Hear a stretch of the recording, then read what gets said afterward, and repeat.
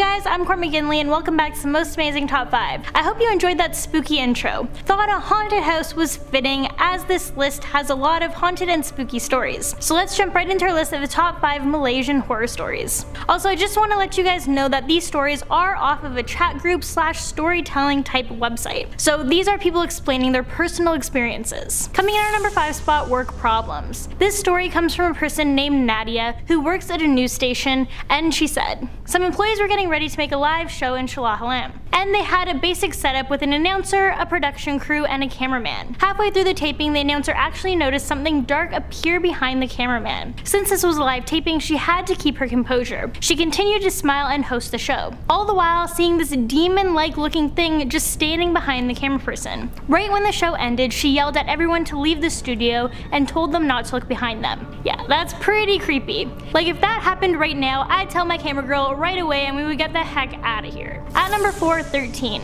One user submitted a story about their mom and how she worked at a hotel in Penang. This mom would always tell stories about how the front desk would receive calls from room 13 on the 13th floor, but nobody at the front desk would dare pick up the phone because everyone knew that room wasn't occupied. The room was known to be haunted. The manager at the hotel even visited a pastor to see if they could pray over the room and the hotel and ward off any demons. The hotel manager was later informed that when the hotel was built, there was a funeral nearby that was interrupted due to the hotel's development, and it's expected that this is the ghost that haunts the hotel. At number 3, sleepover. One day a girl, let's call her Mary, and her classmates wanted to have a sleepover at another one of their friends' places. They lived on campus and wanted to sleep over in the girl's room because she had the biggest dorm. There were around 7 to 8 girls. They stayed up all night talking and playing random games. Then it hit just after midnight and one of the girls had to use the restroom, so everyone left to go to the bathroom. You know, girls go together.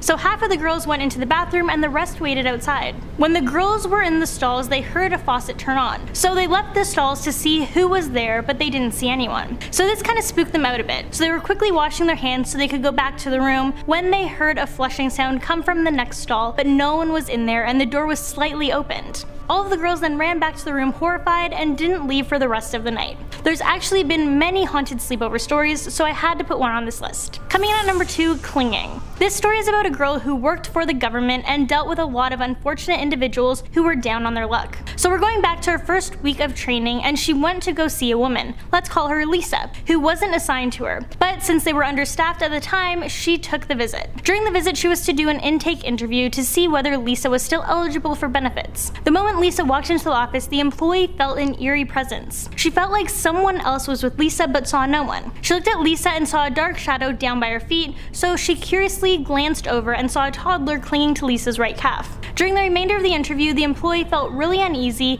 and was finding it hard to concentrate on the questions she was supposed to ask. The employee believed that this was an evil spirit clinging to this woman. As it appeared, Lisa had no idea that this toddler was there. Lisa went on to say how she had 4 children and was struggling financially. She said her husband had recently had a road accident and was out of work, and that she had recently lost her job because she missed so many days. And on top of all that, Lisa was pregnant with her 5th child. As the interview was wrapping up, Lisa mentioned how she was constantly tired, and for some reason this past year all of her kids kept getting sick. The employee couldn't help but think that this thing clinging to her leg was the root of all of these problems. She wanted to tell Lisa what she was seeing but decided not to. After that meeting, she never saw Lisa again, but she did hear from fellow colleagues that Lisa had fallen off of her bike and miscarried. If you guys saw this spirit clinging to someone, would you have told them or not? Let me know down below. And in at number 1, dark figure. This story is from a girl who wanted to remain anonymous, but she did want to tell her story, and this is what she had to say. I experienced this not too long ago after I started studying at a local uni in Kedah.